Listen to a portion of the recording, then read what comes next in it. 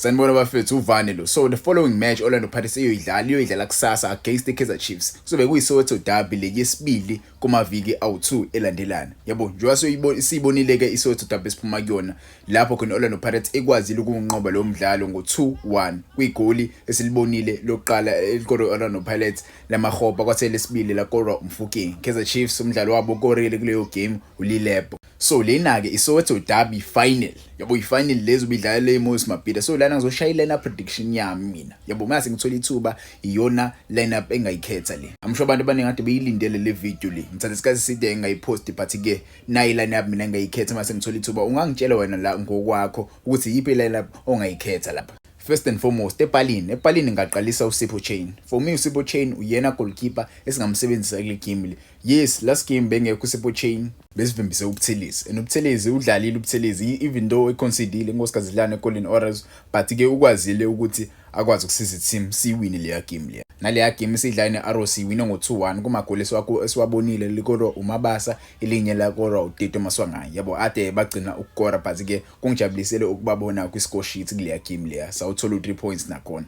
So kule game le kubaleka kakhulu ukuthi siqalise ugoalkeeper esimazi kahle ukuthi ziningi izinto asesinikeze zona. Yabo kuma cup finals uSipho Chain uyena goalkeeper ongamthemba. Yabo uyaqhamuka ngempela ama cup finals akunikeze igame yangempela. Yabo nizomkhumbula ke dla against iMamelodi Sundowns last season final lapho khona wavimba ipenalty kaRibeiro. Yabo so kubaleka kakhulu ukuba khona kwaSipho Chain emapalini lapha. Mase kuthi ama center backs engawadlalisa mina kule game yakusasa. Yes, I may be controversial but ke uMbokazi benoSibisi I feel like the iphele yasebenzela bafethu. uMbokazi noSibisi iwona ama center backs mina engawaqalisa. Yes, amanye abantu bangasho ukuthi wangamqalisa uXoxo because uXoxo ube khona la Soweto derby and ube khona kule game adidla khona neArrows and bebedlala kahle.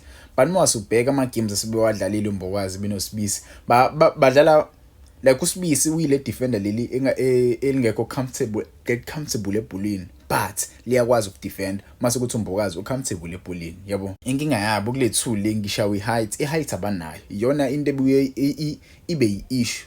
Yabo because no goalkeeper wethu I don't think goalkeeper wethu uSipho Chain uyakwazi ucontrol ama defender akhe awatshela ukuthi amaye kanjani mekuza ibhola eliphezulu. Yes, ngijabule mengibona uButhelezi vima because uButhelezi uyakwazi ukuvimba amabhola ahamba phezulu but ke when we speak about Sipho Chain is a different type of goalkeeper. Sipho Chain sometimes because uyakwazi ukurelaxa akwazi ukudlala ibhola at the back adlalisane nabo uMbokazi adlalisane nabo Sibisi adlalisane nabo Odion Hotu nabo Van Rooyen. Yabo so siyamdinga uSipho Chain emuva but ke uSipho Chain ngathi akwazi ukukhuluma noMbokazi akwazi ukukhuluma noSibisi. Yabo akwazi ukuba control emuva because asiwafuni ama mistakes.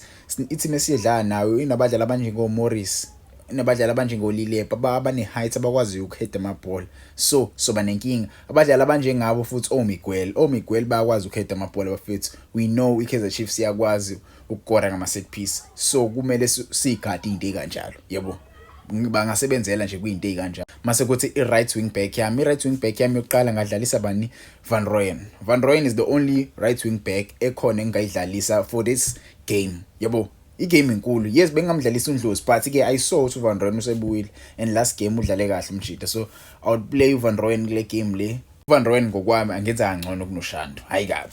uShando kule game esiphuma kuyona maningi amathuba wathola but akawasebenzisanga amathuba akhe. I was really upset with uShando but ke le game mina will start uVan Rooyen kule position leya. Wena ungangitshela ama comments ungaqalisa uShando noma ungaqalisa uNdlozi or uVan Rooyen. But for me I would choose uVan Rooyen to take that position. Yabo mase kuthi kwi left wing back position mhlawumbe abanye abantu bebengamqalisa uMarco kule position but mhlawumbe ngomkhuphula uDion Hotu. But for me le game le I think it is best simqale kule position uDion Hotu. It is best simqale kule position because for me mesimqalisa phezulu ayikho into esinikeza yona phezulu Dion Hotu. Yabo seyikaningi simbona Dion Hotu emedlala phezulu asinikezi lutho nokuthi asinikeza ama goal uvela lahla ibhola. Yabo atatazele phambili base bayalithatha ibhola bashaya counter attack beze kuthina. Yabo so it's best ukuthi umjida aqale as left wing back nokuthi aqale as left wing ngaphezulu. But ke ungangitshela wena kuma comments ungaqalisa uMarco la uqalisa uMadiba noma uqalise yena uDion Hotu. Angazi ungangitshela ama comments uvane lo. Mase kuthi umdlali odlala deep unumber 6 wethu. Number 6 wethu odlala lapha eswini ngadlalisa uMakhehleni Makhawula ayishintshe ke bafethu ihlezi nje.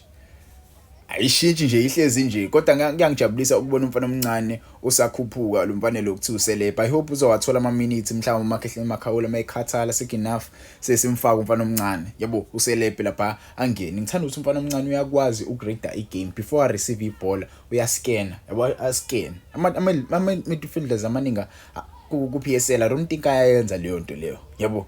And kuyangijabulisa ukumbona umfana omncane eyenza lento le mele nje ayijwayele uzogcina seyithola mfethu igame time kwiPirates. Yes uyawathola ama minutes but kumele angene ku first 11 mase kuthi abadlali abazodlalisana noMakhehleni Makhawula. Mhlawumbe abanye abantu ngeke bangivumele but mina will start uTito Maswangayi. Tito Maswangayi ungiimpressile last game esidlala noGolden Arrows yabo. I know it's a different game but ke kwi game ekanje this is a derby game.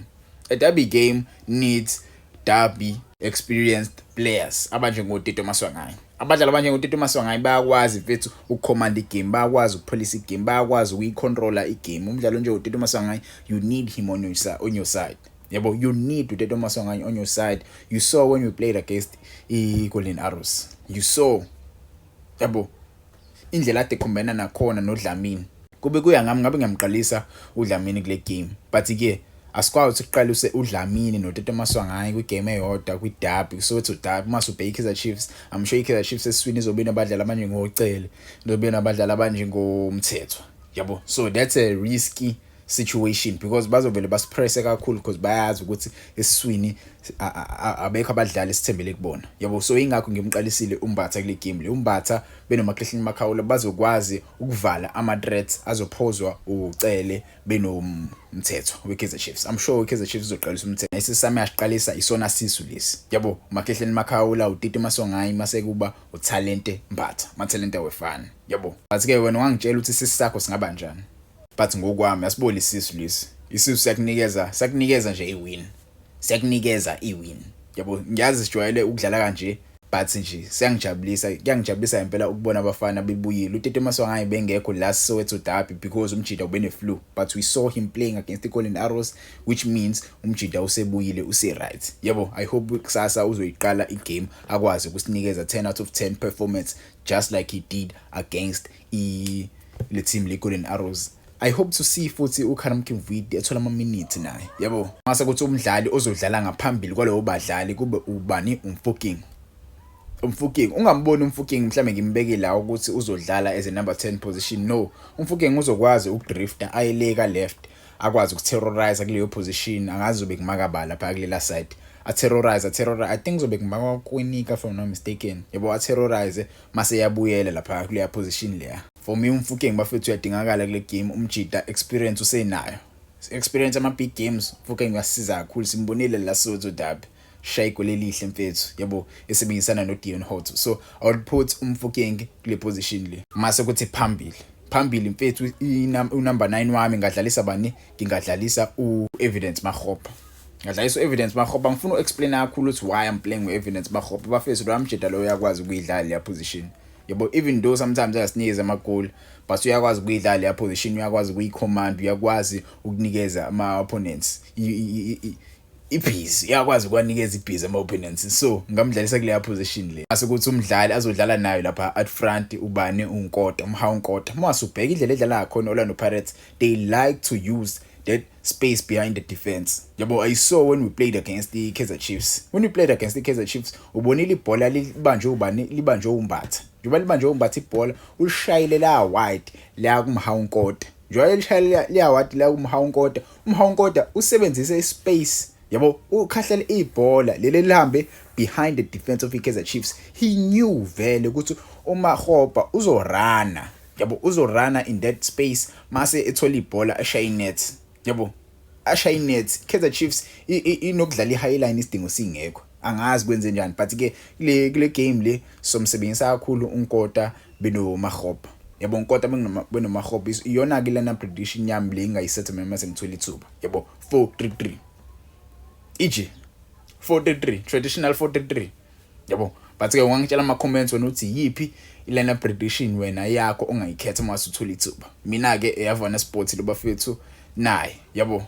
But ke iKaizer Chiefs akumele sizile ngobuso yabo kumele size lezo ngobuso ungangitshela wena i-score prediction lapho kuma comments kuzobuba.